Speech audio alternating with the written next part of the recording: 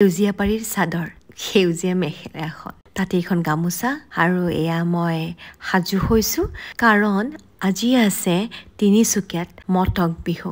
দীপশিকাই মোক সহায় কৰিছে কাপোৰ পিন্ধাত। বিহুলৈ বুলি ওলাইছোঁ আৰু এওঁলোকৰ জাতীয় সাজপাৰ পিন্ধাত নিজৰ ভুল হ'ব বুলিয়ে দীপশিকাই গোটেইখিনি মোক দেখুৱাই দিছে আৰু এয়া মই সাজু যাবলৈ বিহুলৈ।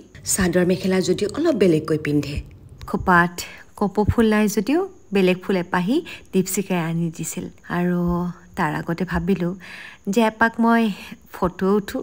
মনটোত ফূৰ্তিও লাগি আছিল। মটক বিহুৰ কথা সদায় শুনি আহিছোঁ সৰুৰে পৰা, কিন্তু এইবাৰ নিজেই এই বিহুতলীত উপস্থিত থাকিব পাৰিম।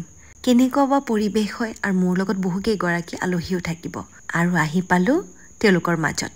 চাৰিওফালে ইমান মানুহ আৰু সকলোৰ সাজপাৰ একেই। গাভৰুসকলে খোলাৰ ভিতৰত বিহু মাৰি আছিল, ইফালে ল'ৰাবোৰে জোকাই আছিল, ময়ো এপাক নাচিলোঁ।